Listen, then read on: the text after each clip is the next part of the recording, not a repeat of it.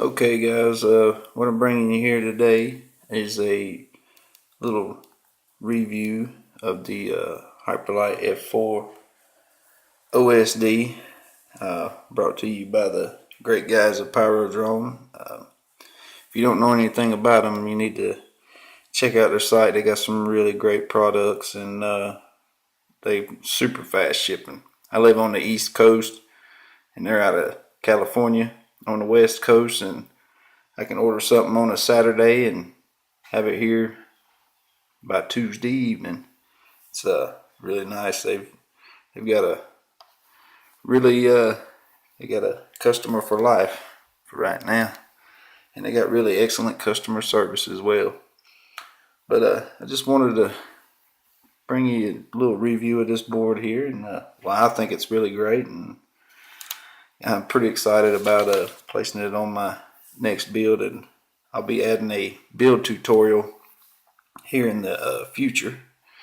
Right now I'm just waiting on some motors to come in for the build that I'm wanting to put it on, and this thing right here, I believe it's ideal for what I'm going to be using for. It does everything I need. It's got the S-bus pads, and it's even got the crossfire if you want to add that on there. Smart port on UART3, smart audio, ESC telemetry, and all your UART1 for your S-bus has got the inverter built in, and the smart port on UART3, it's inverted as well.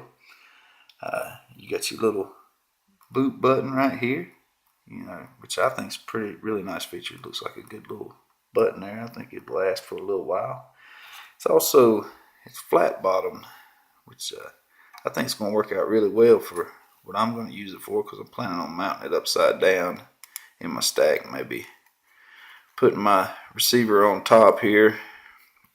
I got a tight little build that it's going to be going into, but overall I think it's a really well made and laid out flight controller, especially for the racing aspect. And they try to design it around give a little bit of features for everybody. But let's get on with what these pin layouts here are. So you got the right here, you got the camera signal. So that's where you'd run your yellow wire out from your camera to. That way it can run through your OSD and get all your on-screen display settings that everybody likes so much, and I kind of like having it myself.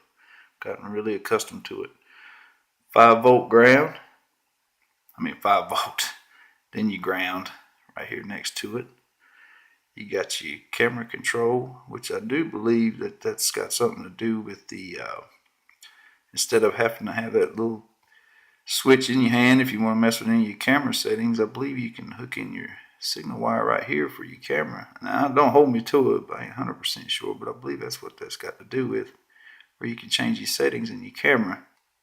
You got your S-bus pad right here, which would be UART1. You got your 5-volt ground, 5-volt pad again, a ground, telemetry. Let's see, let me make sure I'm telling this right here. It's all laid, it's got screen printing on the back too, so if you can see it, yeah. So you got your telemetry pad and your RX4. And on the second row right here, this would be your RX2 right there. You got your transmit to, which I think that relates with your let's see, your ESC telemetry, I believe. It's probably going to be your RX2 is what that's, maybe that's fed together. We'll get all of that in here in a bit. Then you got your 3.3 volt pad right here, TX4, and then you got your battery buzzard, which is your positive and your negative right here next to each other, which is really nice. Like I said, it's all screen printed right here on the back too, which is, I really enjoy that. It's screen printed on the front too, which is a pretty nice little feature. A lot of flight controllers I've gotten, it would be on one side or the other, and you really, it could get a little confusing sometimes. And then you got, starting right here, you got your TX6, your RX6, 5 volts, and a ground. These pads right here, this is your video pad, VTX, which is where your video is coming out to go to your video transmitter. Then you got your VBAT, which you get the full voltage of the battery. Another ground pad, TX5, and your LED signal strip there, which is really nice. And right here's your little JST connector, where you can connect up your ESCs if you got the 4-in-1s, which I will be using the Acon 35 amp BOHeli 32 ESC.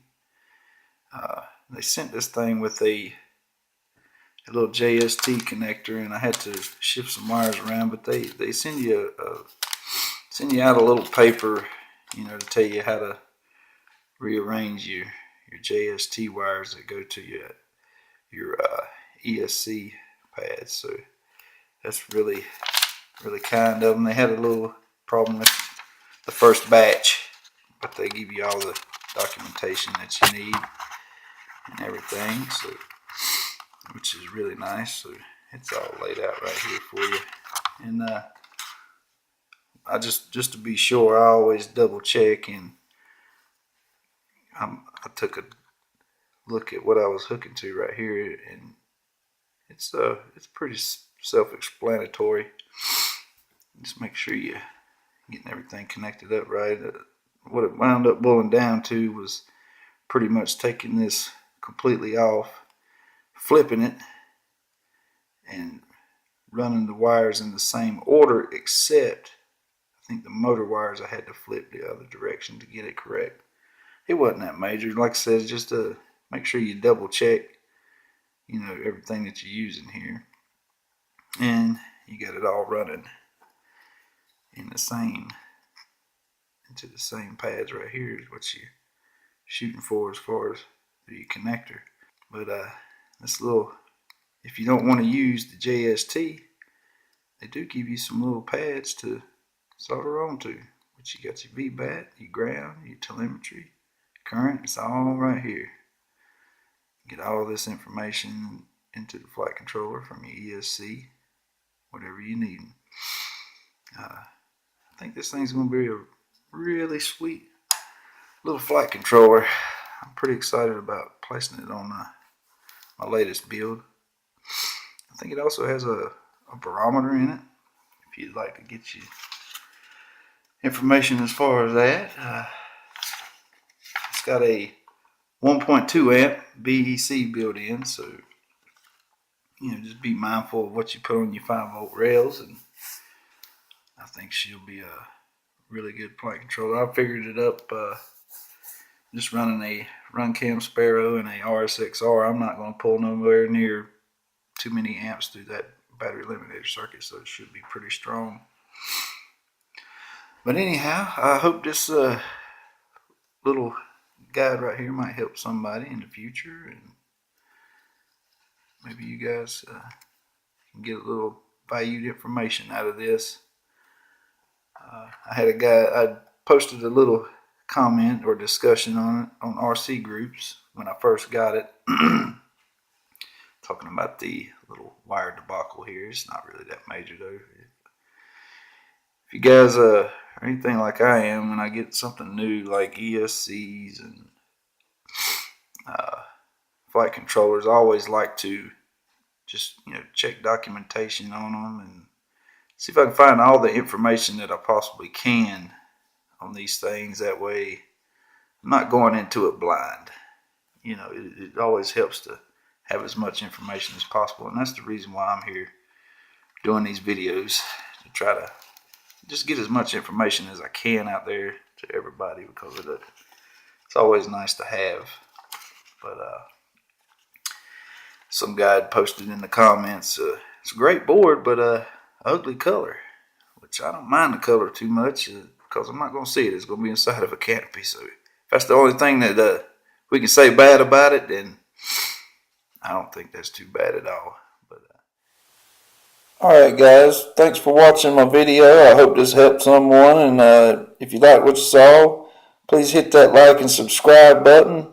This is Pool Boy FPV. Peace out.